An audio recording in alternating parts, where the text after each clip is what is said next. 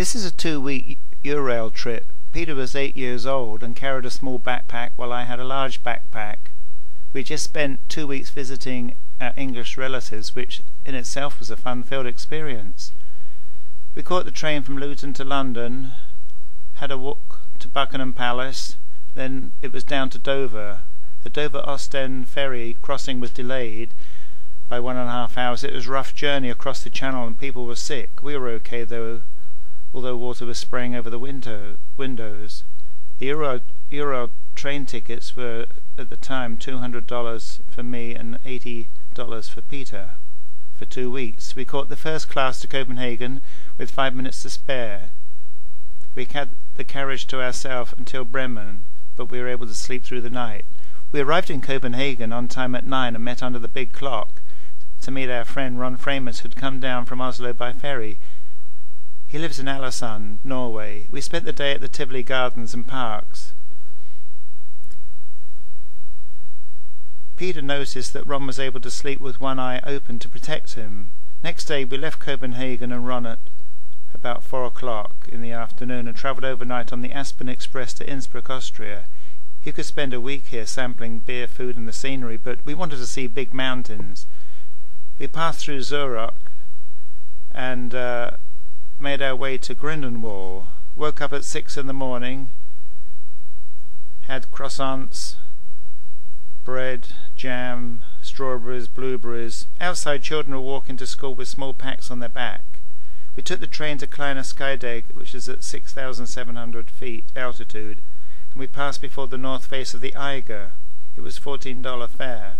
Fare to the Jungfrau, the top, was $24. Today was cloudy and at 13,000 feet it did not seem worthwhile. We leave and take the overnight train to Florence. It is crowded there and we stay at a pension. 4 to a room, but cheap. The cathedral dome has enormous doors with biblical scenes sculpted in bronze. You are walking down a narrow side street and there it is, Michelangelo's David, a massive naked man with big hands. After checking out the Bobolo Gardens, we take a 1-hour bus trip to the Leaning Tower of Pisa.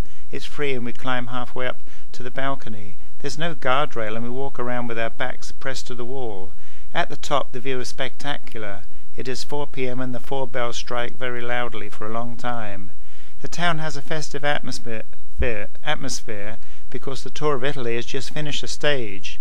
Next day we leave at 7 in the morning and arrive in Rome at 10:30. We meet a guy from San Francisco. He had put us on to the wonders of Florence and Rome, and he is hanging on. We disappear into a few big churches, quite boring for Peter, who is walking miles by now. We walk to the Colosseum, the Forum, and St. Peter's. Got there too late for the Sistine Chapel. That shuts at 2:30 p.m. We cross the Tiber River to the Pantheon. It's just 2,000 years old. Pass 3 coins in a fountain and catch the 11 o'clock p.m. train to Nice. Yes, it's Rome in a day. The train is very crowded. I'm in a corridor talking with a man from the Sudan. We get to Nice, swim in the Mediterranean. Next day, take a train to Monte Carlo. Miss the Formula 1 race by 1 week. Walk up to the palace where Princess Grace lives. Peter is surprised to see people on the beaches with no clothes on. With our Eurail passes ready, we zip over to Cannes in the fast, quiet French train whose carriages bank and lean on the curves.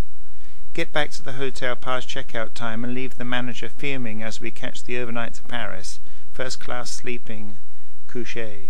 Had a good night's sleep, awoke late in Gare du Nord, Paris. We are the last ones off the train.